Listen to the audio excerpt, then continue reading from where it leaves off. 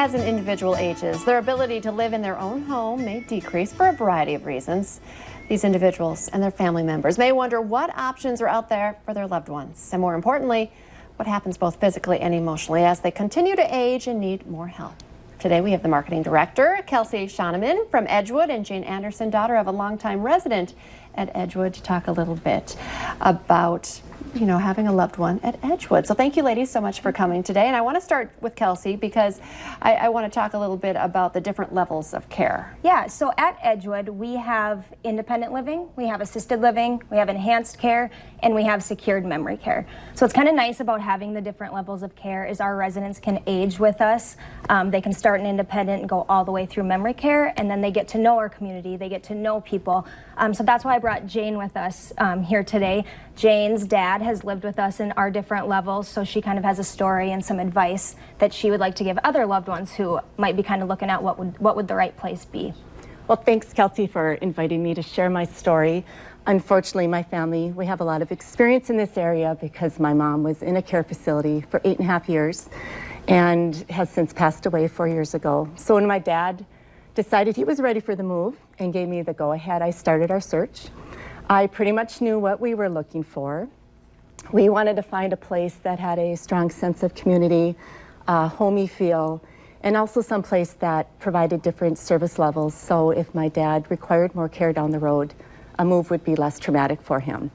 Dad lived in Valley City for 50 years, but agreed to move to Fargo because both my brother and I live here. So once I decided on Edgewood Vista, after looking at about 4 different facilities, I brought him down to check it out and get his approval, which he gave me.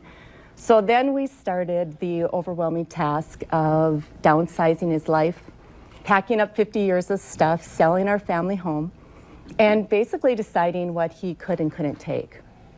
We got him moved down here about 3 years ago, and he started in Edgewood's independent living and has since moved to their assisted and most recently to their enhanced care area.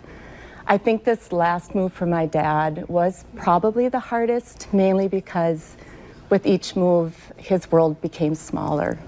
But the best thing you can do for your loved one is listen to them, let them air their frustrations and their concerns, and then be their advocate for them to make sure they're getting the cares they require.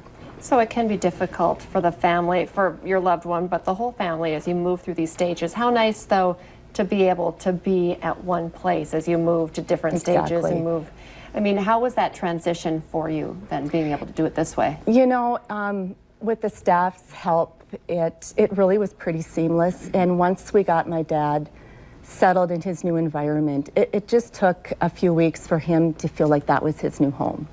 So it went pretty seamless. What advice would you give other families who are looking at the different places and they don't know how involved they should be in their loved one's move? What would you say? That's a good question, because I feel it's really important to get involved in the community if you can.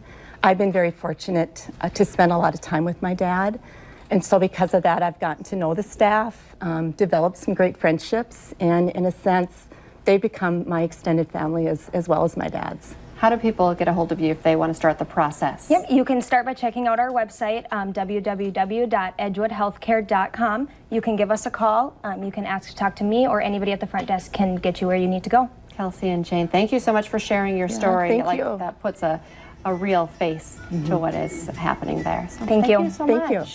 We'll be right back.